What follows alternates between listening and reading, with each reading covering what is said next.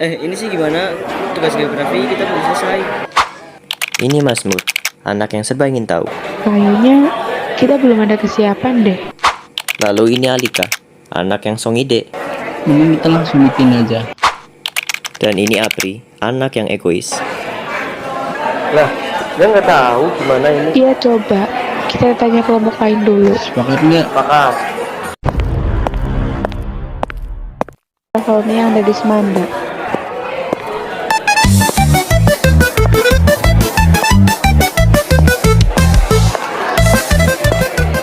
Dan ini aku, guru geografi.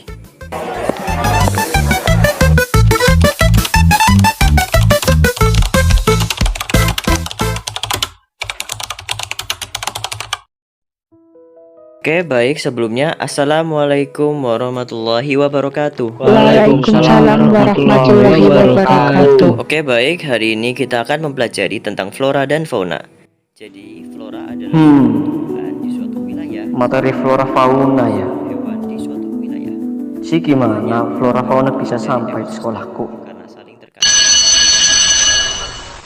Baik, mungkin cukup sekian untuk hari ini. Wassalamualaikum warahmatullahi wabarakatuh. Waalaikumsalam warahmatullahi wabarakatuh. Gimana ya awal mula terbentuknya makhluk hidup? Loh, itu kan Mas Mur, kenapa ya? Datengin ah. Mas Mur, kamu kenapa Mur? Kok kayak merenung gitu?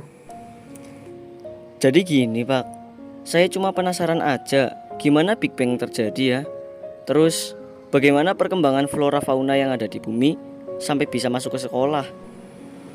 Oh gitu, jadi gini Mur. Gini nih penjelasannya. Jadi begini Mur, proses terbentuknya alam semesta pertama kali para ilmuwan meyakini bahwa terbentuknya alam semesta termasuk bumi berawal dari peristiwa Big Bang atau ledakan dahsyat. Dentuman besar yaitu sekitar 13,7 miliar tahun yang lalu. Ledakan tunggal ini melontarkan materi dalam jumlah yang sangat besar ke segala penjuru alam semesta. Materi ini kemudian mengisi alam semesta dalam bentuk bintang, planet, debu, kosmis, asteroid, atau meteor, energi, dan partikel lainnya. Singkatnya membentuk sistem tata surya. Bumi adalah salah satu hasil dari lontaran tersebut. Kemudian pada awalnya bumi berbentuk gumpalan gas panas yang terus-menerus berputar. Selanjutnya, keadaan bumi semakin mendingin dan akhirnya berbentuk seperti bola padat. Proses tersebut berjalan cukup panjang, kurang lebih sekitar 2,5 tahun lamanya, hingga sekarang. Oke nih Mur, selanjutnya Bapak akan menjelaskan terkait flora fauna yang ada di bumi. Sebelumnya, Bapak akan menjelaskan terkait biosfer. Apa itu biosfer? Jadi, biosfer adalah lapisan bumi tempat tinggal semua makhluk hidup, seperti manusia, hewan, dan tumbuhan. Biosfer mencakup bagian atmosfer, litosfer, dan hidrosfer, di mana interaksi antara makhluk hidup dan lingkungannya terjadi. Ruang lingkupnya kira-kira dari 8-10 meter di atas permukaan laut hingga 200 meter di bawah laut, meliputi biosiklus daratan dan perairan yang jadi habitat berbagai ekosistem. Selanjutnya, karakteristik biosfer. Yang pertama, karakteristik fauna. Fauna dibagi jadi fauna padang rumput, fauna gurun, fauna tundra, fauna kutub, fauna hutan tropis, fauna taiga. Lalu yang kedua ada karakteristik flora. Yang pertama ada flora hutan hujan tropis, flora hutan musim tropika, flora hutan hujan iklim sedang, flora hutan gugur, flora hutan taiga, flora di stepa, flora di sabana, flora di tundra, flora di gurun, flora terumbu karang. Lalu kita ke bagian yang selanjutnya, faktor yang mempengaruhi flora dan fauna. Faktor yang mempengaruhi flora dan fauna artinya hal-hal atau kondisi yang jadi sebab atau alasan mengapa tumbuhan dan hewan hidup, berkembang, dan tersebar di tempat tertentu. Jadi, faktor-faktor itu menentukan jenis dan jumlah flora dan fauna di suatu wilayah. Faktor yang mempengaruhi persebaran flora dan fauna itu ada 4. Yang pertama ada faktor klimatik. terkait iklim dan cuaca seperti suhu, udara, kelembapan, curah hujan, dan angin. Misalnya daerah panas, gurun, cuma bisa ditinggali hewan seperti unta dan tumbuhan kaktus. Sedangkan daerah dingin kutub didominasi dengan beruang kutub dan lumut. Yang kedua ada faktor edafik, berkaitan dengan kondisi tanah, seperti kesuburan, pH, jenis tanah, kandungan air, dan struktur tanah. Tanah subur biasanya punya flora dan fauna lebih banyak daripada tanah tandus.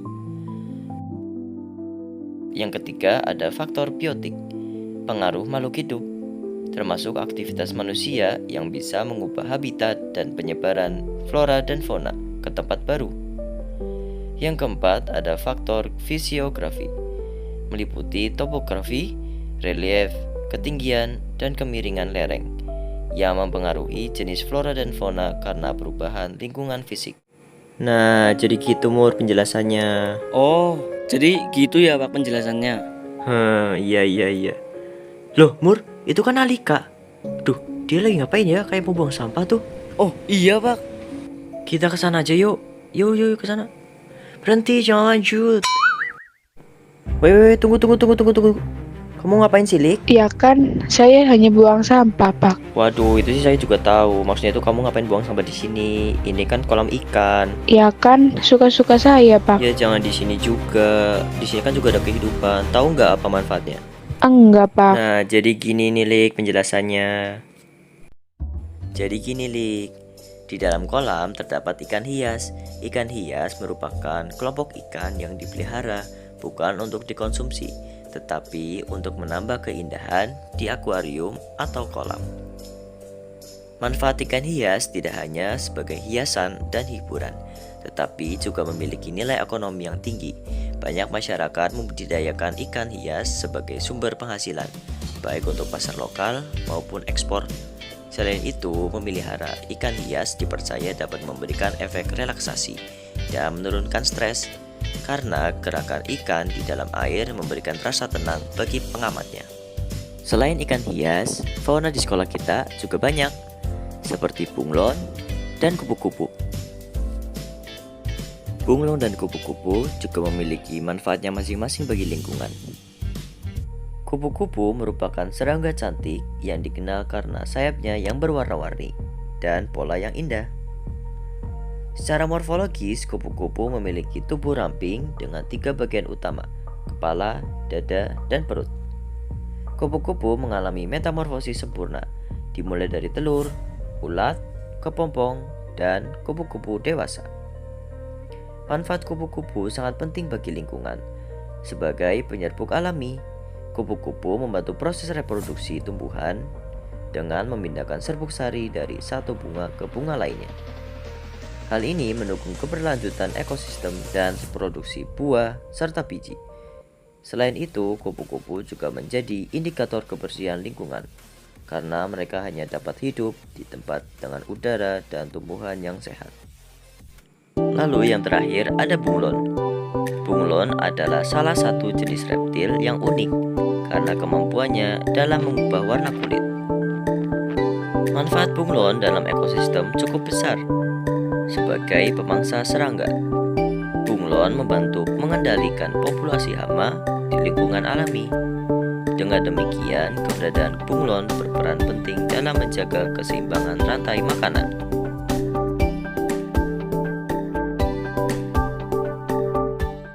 Nah, jadi gitu Lik penjelasannya. Oh, jadi gitu ya, Pak. Ternyata banyak juga ya, Mur, fauna yang ada di sekolah, apalagi manfaatnya. Iya kok, aku juga nggak expect banyak banget ya fauna di sekolah. Iya, benar sekali. Mending kita jalan-jalan yuk. Ayo. Yuk.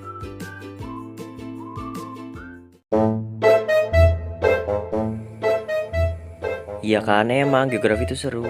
Bentar, itu kan Apri. Dia mau ngapain ya kira-kira? Yuk kita ke sana. Woi, Apri. Kamu ngapain, Pri? Ini Pak lagi ngambil lidah buaya buat pacar saya, katanya kandungannya baik untuk wajah. Jadi saya mau ambil semuanya deh. Waduh, tapi jangan ambil semuanya juga dong. Tahu nggak apa manfaatnya di sini buat lingkungan? Emang buat apa Pak? Nah kan, jadi gini nih penjelasannya. Jadi gini loh Pri, Lidah buaya atau aloe vera memiliki banyak sekali manfaat bagi lingkungan. Di antara lainnya adalah menyerap polutan di udara, yaitu membantu membersihkan udara dari bahan kimia berbahaya seperti benzena dan formaldehida. Lalu manfaat yang kedua adalah menghemat penggunaan air, karena lidah buaya tahan kering dan hanya butuh sedikit air untuk hidup. Selain lidah buaya, di sekolah kita juga banyak sekali flora yang dapat dijumpai. Di antaranya ada tanaman cabai dan juga teratai. Oke, kita mulai penjelasannya dari tanaman cabai. Tanaman cabai merupakan salah satu jenis tumbuhan perdu yang sangat populer di berbagai negara, terutama di daerah tropis seperti Indonesia. Dalam kehidupan sehari-hari, cabai banyak dimanfaatkan sebagai bumbu dapur untuk memberikan cita rasa yang pedas pada makanan. Selain digunakan dalam kuliner, cabai juga memiliki banyak manfaat dalam dunia kesehatan. Beberapa penelitian menunjukkan bahwa kapsaikin pada cabai mampu membantu melancarkan peredaran darah, meningkatkan metabolisme tubuh, dan mengurangi rasa nyeri. Lalu kita ke pembahasan yang selanjutnya, yaitu bunga teratai. Teratai atau nama ilmiahnya Nymphaea lotus memiliki berbagai manfaat bagi lingkungan. Di antara lainnya adalah menjadi habitat aman buat ikan kecil, katak, serangga, dan hewan air lainnya. Lalu yang kedua, akar teratai menyaring air dari zat berbahaya, membantu jaga kualitas air tetap bersih. Lalu yang ketiga, melalui fotosintesis, teratai menghasilkan oksigen yang penting buat makhluk hidup. Lalu yang keempat, daun besar teratai mengurangi pertumbuhan alga berlebihan dengan meneduhkan air. Lalu yang terakhir, bikin pemandangan lingkungan air jadi indah dan sejuk dipandang. Nah gitu Pri penjelasannya. Oh alah, jadi gitu Pak, ternyata banyak juga manfaat dari lidah buaya. Iya betul sekali. Di sini jadi kalian tahu kan flora dan fauna di sekolah itu banyak, apalagi manfaat dan kegunaannya masing-masing. Iya betul sekali. Tapi ada satu lagi yang kalian tidak tahu. Apa itu, Pak? Sebenarnya Bapak adalah Adam. Hah? Adam? Dari penjelasan yang sebelumnya, dapat disimpulkan bahwa ekosistem fauna dan flora itu banyak, dan kita harus melestarikan dan menjaganya. Jangan sampai kita merusak habitat atau bahkan menghilangkan habitat aslinya. Cukup sekian dari video kami. Jika ada salah kata, mohon dimaafkan. Sekian dari kami. Thanks for watching. See you.